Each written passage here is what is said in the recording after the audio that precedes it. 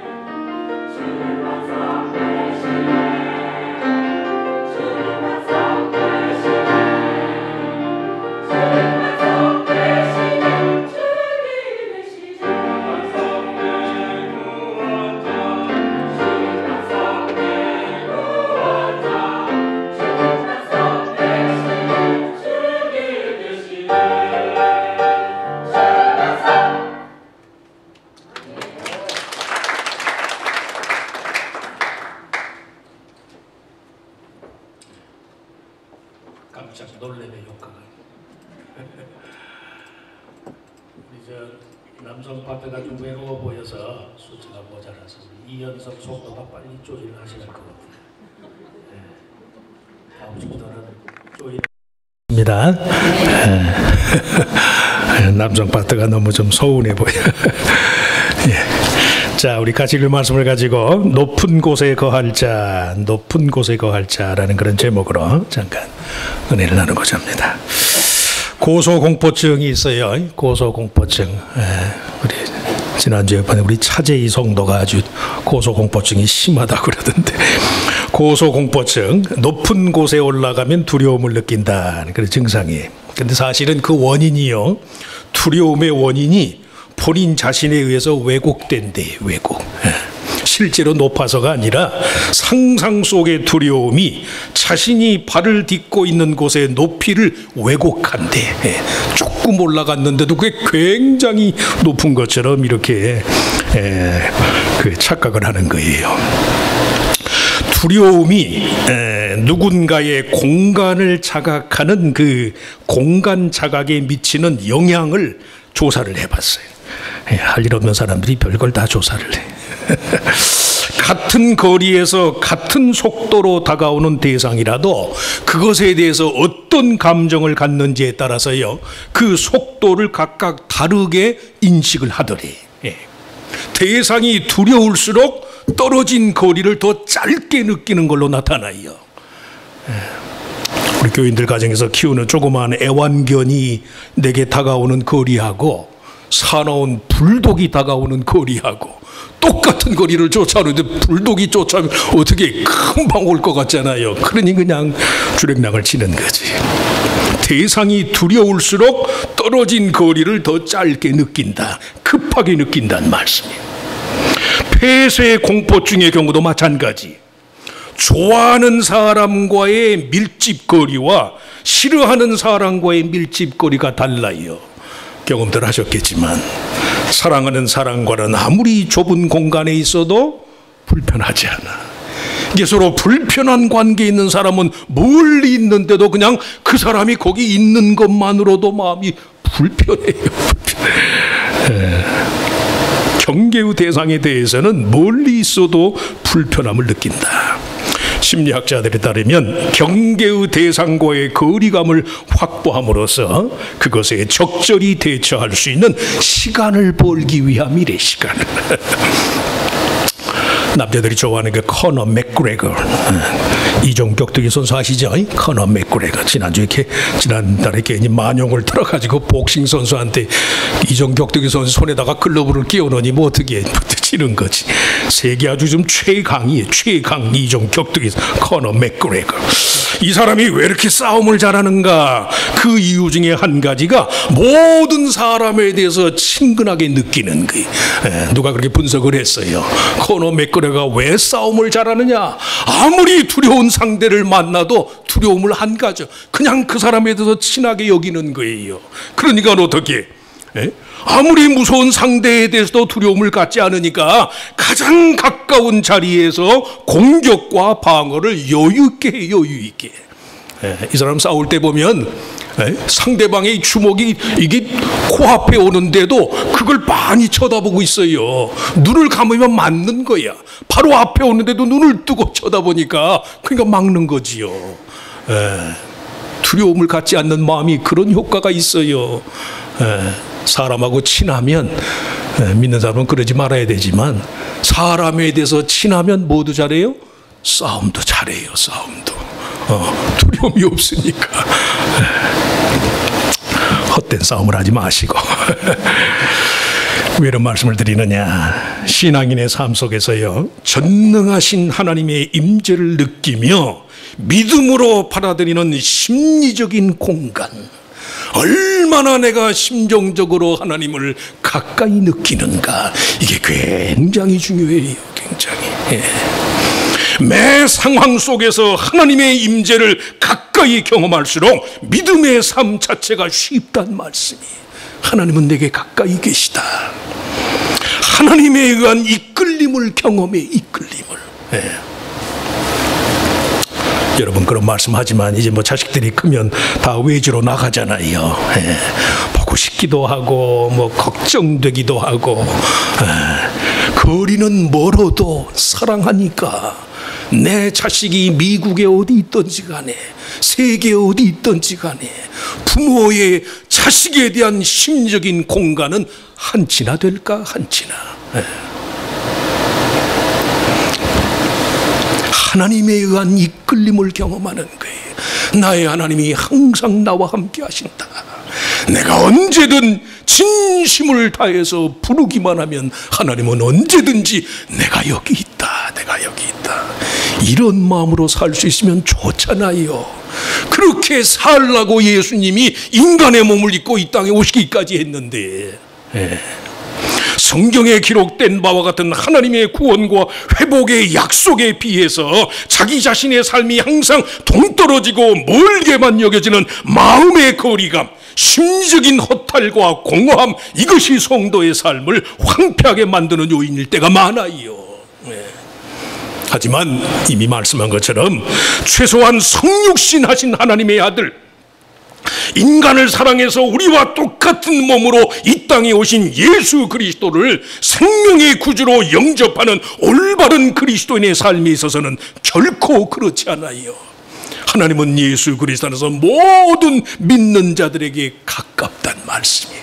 최 근접거리에 계시는 분이 하나님이 하나님. 아멘 하셔야 돼. 이런 건 아멘 하시려면 크게 하시라고. 하나님은 그리스도 안에서 모든 믿는 자들에게 가장 가까운 거리에 계시는 분이, 믿으시면 아멘. 아멘. 아멘. 하나님이 가깝습니다. 비행기 조종사의 그 가시 이착륙 거리를 영어로 Runway Visual Range, RVR 그래요. 비행기가 이착륙할 수 있는 그 거리적인 간격, 대개는 미터로 550m가 기본이, 550m 정도는 활주로가 확보가 돼야 비행기가 크기에 상관없이 이륙 착륙이 자유롭다는 말씀이에요. 그런데 이 조종사의 경력에 따라서요 300m까지도 줄일 수 있어요.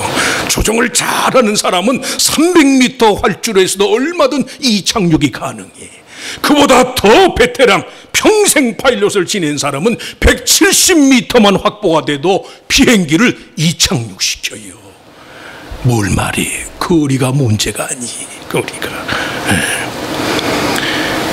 하나님을 진실하게 믿고 의지하는 자들의 감각과 이해를 능히 바꿀 수 있는 분이 하나님이 하나님.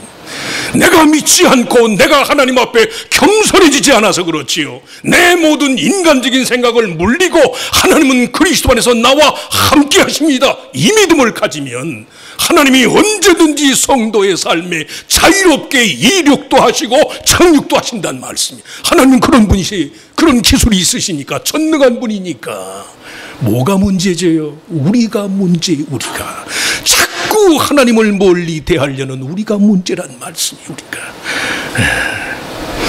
인간의 마음속에 죄는 소외와 분리와 박탈감과 상실감으로 인간의 마음속에 끊임없이 하나님께 대한 거리감을 강요하지만, 영이신 하나님 성령의 능력과 감동은 모든 형태의 거리감과 소외감을 없이 하신다. 없이 하신다. 그럴 필요 없어요. 절대 그럴 필요 없어.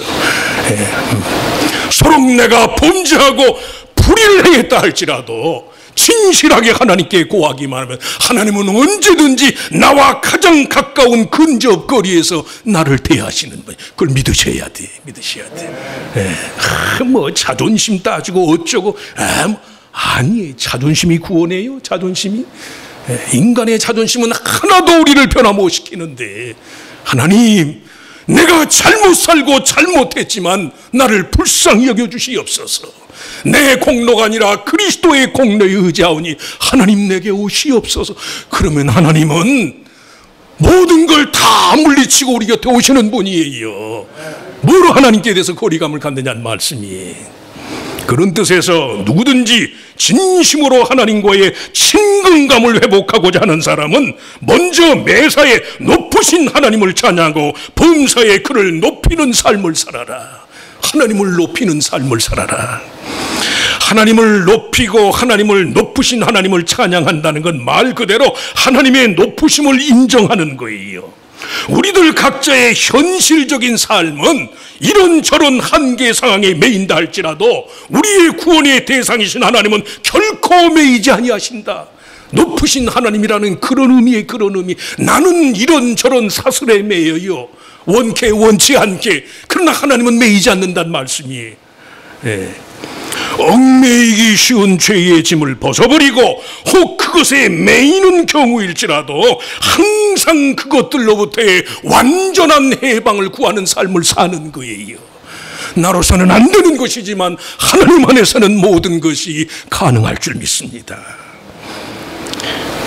여러분, 그런 말씀하지만 신앙은 우리의 믿음의 대상과의 동일시잖아요. 동일시. 좋은 사람 자꾸 쳐다보면 나도 좋게 돼요. 못된 사람 자꾸 닮아가고 쳐다보면 나도 못되게 된다니까. 믿음은 동일시거든. 동일시. 그 동일시의 근거를 내 자신이 아니라 하나님께 두는 것이 그게 믿음이. 여러분, 그런 말씀해요. 하나님의 뜻과 내 뜻이 상충할 때 무엇을 포기합니까? 뭘 포기해요? 하나님 좀 참아주시죠. 그건 신앙이 아니라니까. 그건 우상숭배라니까. 내 뜻과 하나님의 뜻이 충돌할 때 내 뜻을 버리는 거예요. 안 된다, 안 된다, 희망이 없다, 가망이 없다, 자꾸 그런 생각이 들 때도 버리는 거예요. 버리는 거예요.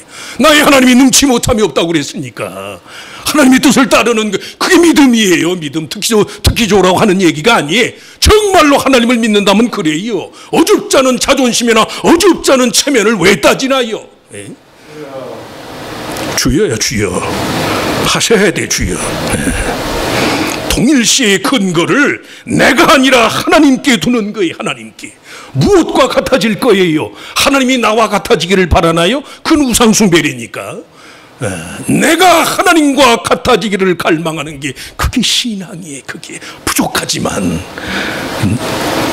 기독교를 자력 종교가 아니라 타력 종교, 내 힘으로 구원을 얻는 게 아니라 하나님의 능력으로 얻습니다. 이게 타력 종교거든. 기독교를 타력 종교라고 부르는 가장 중요한 이유는 하나님의 초월적인 은혜의 본성에 있어요. 은혜 안에서 모든 것이 가능하다는 그런 믿음을 갖고 삶을 결코 내가 설정해 놓은 경계 안에 갇히지 않게 하는 것. 갇히지. 오늘 본문 10절에 여호와께서 이르시되 내가 이제 일어나며 내가 이제 나를 높이며 내가 이제 지극히 높아지리니, 이 하나님 자신의 초월적인 성품에 관한 말씀이 열방의 위협 앞에서 이스라엘이 경험하게 될 민족적인 위기와 절망을 말해요. 그런 분노의 상황에 관해서 사방으로 우겨쌈을 당하는 그런 상황인데도 하나님이 내가 나를 높일 것이다, 내가 높아질 것이다. 그러니 어떻게 하라는 게 나를 따라오라는 거예요. 나를. 내가 세상에 어떠한 원리에도 매이지 않는 초월적인 은혜의 본성으로, 초월적인 은혜의 성품으로 너희를 대할 것이니까 어줍잖은 체면과 자존심 따지지 말고 믿음으로 나를 본받아라. 믿음으로 내게 나오라. 그의 은혜 안에서 모든 것이 가능하다는 말씀이에요. 땅의 모든 민족들의 삶이 공허와 분노와 폭력과 조롱으로 얼룩지는 그런 삶을 산다 할지라도 성도는 오직 하나님을 높이고 높으신 하나님을 찬양하는 그런 삶을 살아요. 내게는 길이 없지만, 사람들은 길이 없다고 말하지만 하나님은 나를 받으실 줄 믿습니다. 그런 믿음이, 그런 소원과 갈망이 그 성도를 성도되게 하는 거지요. 예수 믿는다고 하면서도 항상 자기 자신에 매이고 사람들의 입방아에 매이고, 그게 예수 믿는 거예요. 초월하시라고. 초월하시길 축원합니다. 정신없이 살라는 그런 말씀이 아니라 내 뜻을 부인하고 하나님께 매이란 말씀이에요. 하나님께.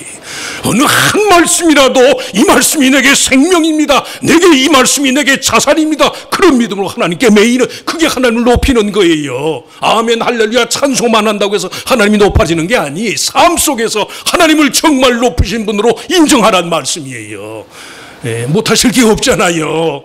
외아들이라도 내어주시는데 하나님이 뭘 아까워, 뭘 못하겠어요. 우리의 믿음이 없어서 그렇지. 하나님 바꾸시옵소서, 바꾸시옵소서. 이제라도 하나님 내게 역사하시옵소서. 하나님은 크신 분입니다. 나는 매일지 모르지만 하나님은 매이지 않습니다. 이런 믿음으로 살면, 사방이 우겨싸움을 당하면요, 하늘에서부터 나의 도움이 천지를 지으신 여호와께로부터 하나님의 도움이 온다는 말씀이에요. 이런 멋있는 성도가 되시길 축원합니다. 높으신 하나님을 경배하는 삶을 사시라는 말씀이에요. 둘째, 결을 잉태하고 짚을 해산하며 숨소리마저 불이 되고 말 정도로 허무하고 약한 것이 인생의 한계라는 사실을 깨달아라. 오늘 11절 말씀이 그래. 결을 잉태하고, 너희가 결을 잉태하고 짚을 해산할 것이며 너희의 호흡은 불이 되어 너희를 삼킬 것이다.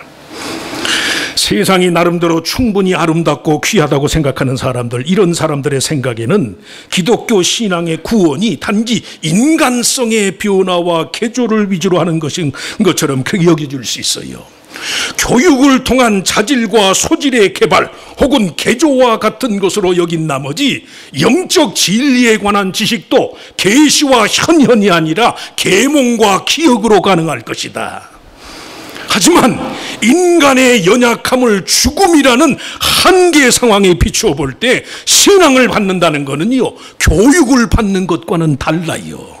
교육 무용론을 말하는 게 아니에요. 평생 우리가 배우셔야지. 그러나 교육의 한계는 거기까지. 인간성을 함량하고 개선시키는 것이 아니라 새로운 존재로의 변화와 변형을 도모하지 않고서는 불가능한 경우가 너무도 많아요. 예수 그리스도를 통한 하나님 편의 새로운 생명, 영원한 생명의 약속 안에서 질적으로 전혀 다른 새로운 존재로의 탄생을 위한 그런 다른 차원의 계시적인 욕망과 소원이 있어야 돼.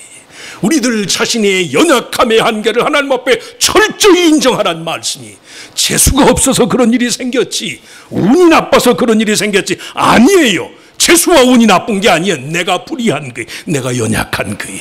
인생이 약해요. 그거 인정하시라고.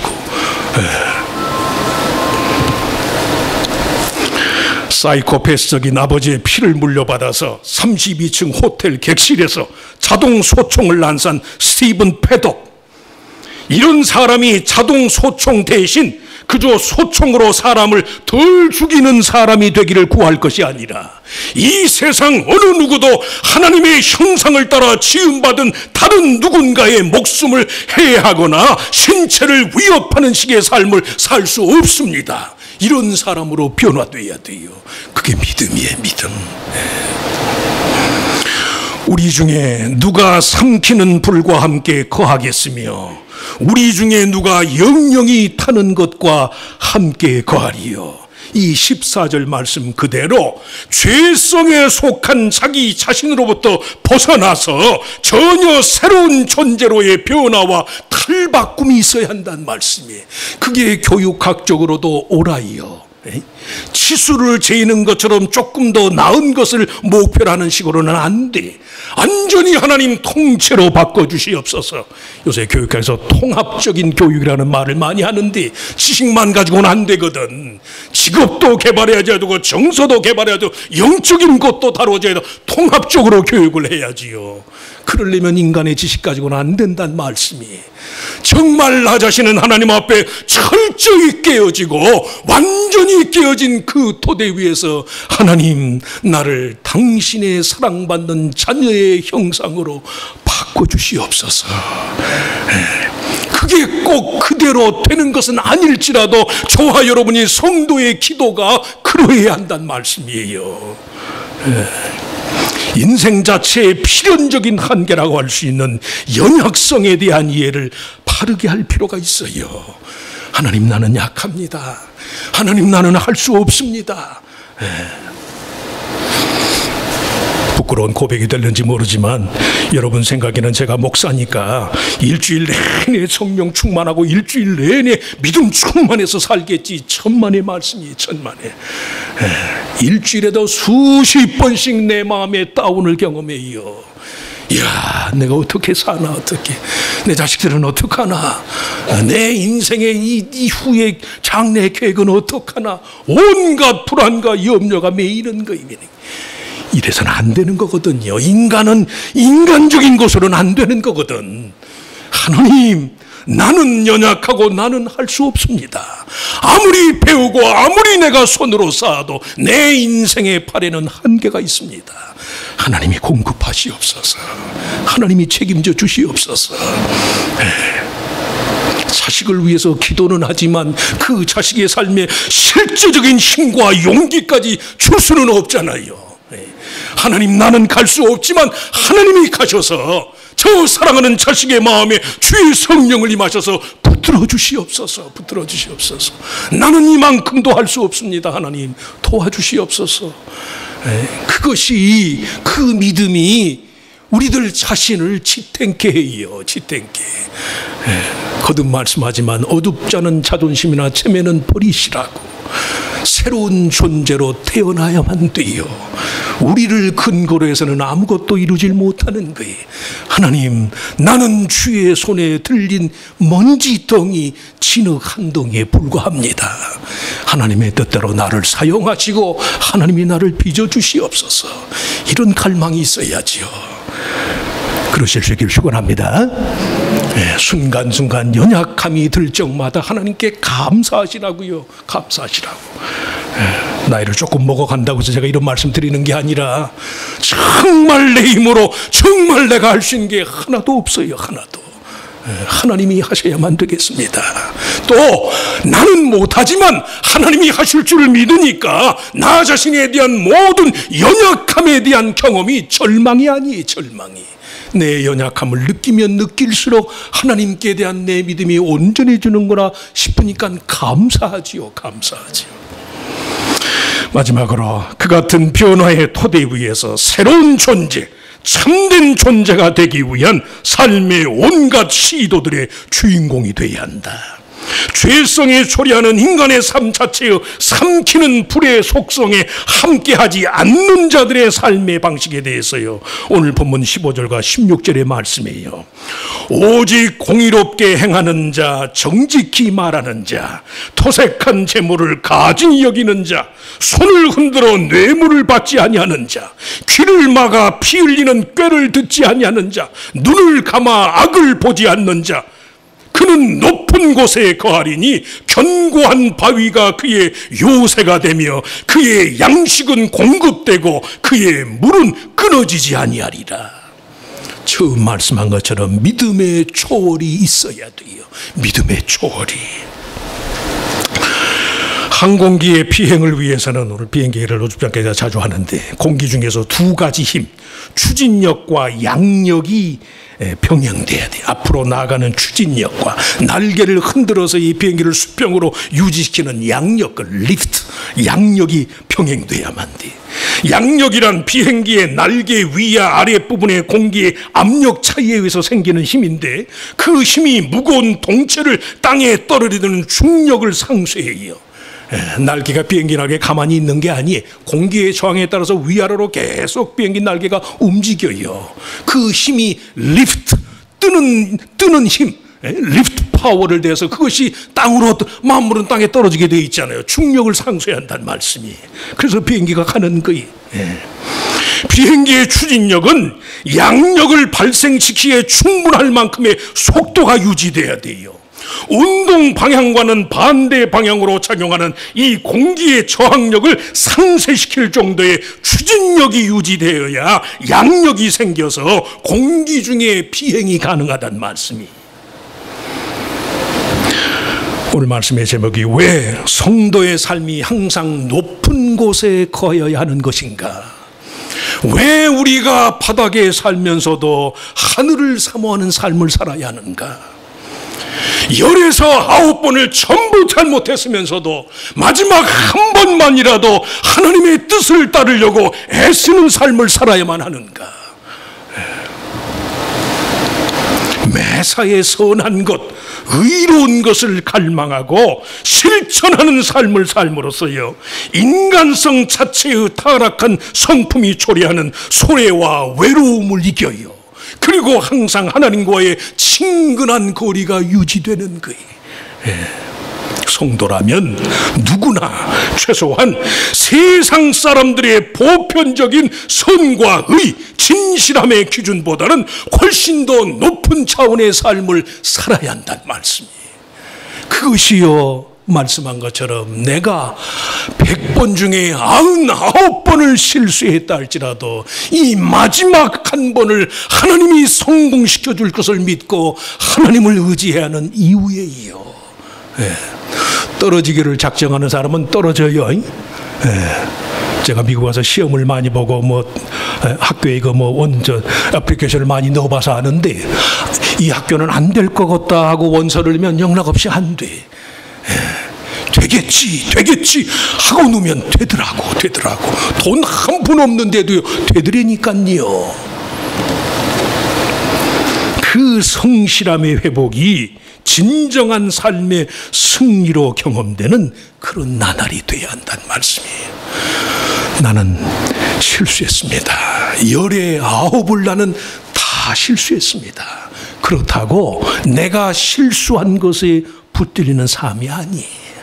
하나님, 나는 10번에 9번을 실패했지만 하나님은 이 시간도 나를 높은 곳에 이끌어 주실 줄을 믿으니까 이 내게 있는 마지막 한 번의 가능성을 하나님의 손에서 찾겠습니다.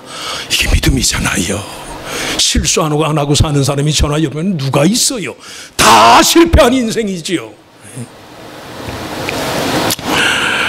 지난 주간 미국뿐만 아니라 전 세계적으로 화제가 됐는데, 최소한 59명이 사망하고 500명 이상이 부상을 당한 이 라스베가스의 총격 사건 때 13명의 사람을 구하다가 목 뒤에 총상을 입은 조나단 스미스, 그 아들과 딸과 찍은 사진. 이 이야기가 지금 미국 내 화제. 30세의 복사기 정비사, 세 아이의 아빠. 복사기 고쳐주는 기술로 세 아이들과 함께 사니 생활이 얼마나 홍색하겠어요, 보나마나.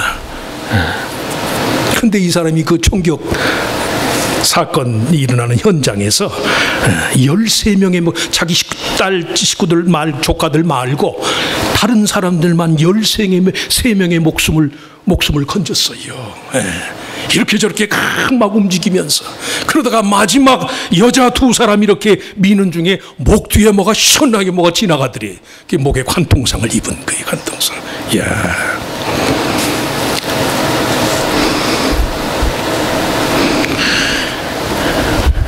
어린아이 64살에 부동산으로 나름대로 라스베가스에서 나름대로 거부가 된 백인 스티븐 패덕, 리타이어하고, 리타이어먼트가 은행 어카운트에 몇십만 불. 사건 바로 나기 전날 여자친구한테 은행 어카운트로 10만 달러를 용돈으로 줄 정도로 포켓마니가 넉넉한 사람. 이런 사람은 남을 죽여요. 복사기 정비공을 하면서 3명의 자녀를 키워야 하는 그보다 못한 사람은 살리더라는 말씀이에요. 살려요. 총탄이 맨 앞에, 스테이지 앞에 있어서 총탄이 어디로 튈지를 몰라. 어제 아침에 우리 집사님들하고 식사하다가, 야, 이게 자꾸 이런 일이 있으니까 목사인 나도 총을 하나 좀 사볼까. 설교를 준비하다가 얼마나 부끄럽든지, 총 안 살 거니까 어제 아침에 했던 얘기는 없는 걸로 하시라고. 총 안 살 거예요.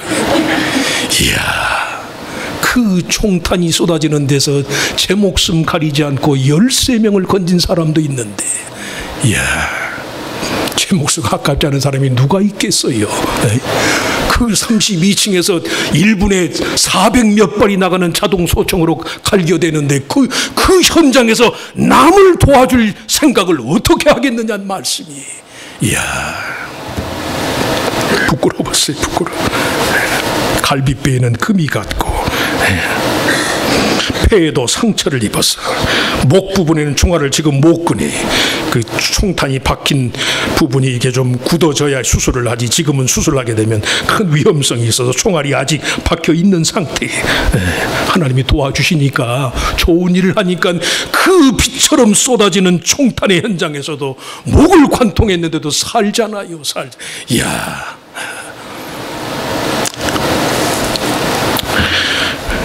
굿모닝 아메리카 인터뷰를 하면서 나는 많은 사람이 영웅이라고 그러니까 나는 영웅이라고 생각하지 않습니다.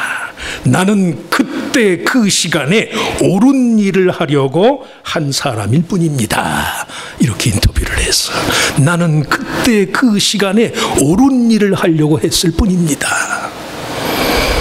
그리스도인이 생각하는 옳은 일이 최소한 세상 사람들의 그것보다는 더 높고 선하고 참된 차원의 것이 돼야 한다는 말씀이에요. 계산하기 좋아하는 사람은 자기 목표를요, 자기 한계에 맞춰서 아주 인색하게 목표를 정해요. 그러니까 어떻게 일이 안 되면 그것이 그야말로 안 될 수 있는 그 폭이 좁잖아. 그러나 믿음이 있는 사람은 내 위주로 하지 않고 하나님께로 하니까 비록 넘어진다 할지라도 인생의 목적을 하나님께 두는 거예요. 하나님께. 성도가요, 삶을 내 중심이 아니라 하나님 중심으로 살아야만 하는 이유예요. 한 번, 두 번 실패한 걸로 하나님이 우리를 그걸로 정죄하고 그걸로 판단한다면 여기서 말씀 전하는 저 자신부터 이미 다 떨어졌어야 돼. 하나님은 높은 분이십니다. 내 삶의 기대치도, 내가 바라는 선과 의의 기준도 내 위주가 아니라 하나님의 뜻을 따르겠습니다. 다 이룰 수는 없지만은 내 마음이 그렇게 정해지면 하나님이 우리의 중심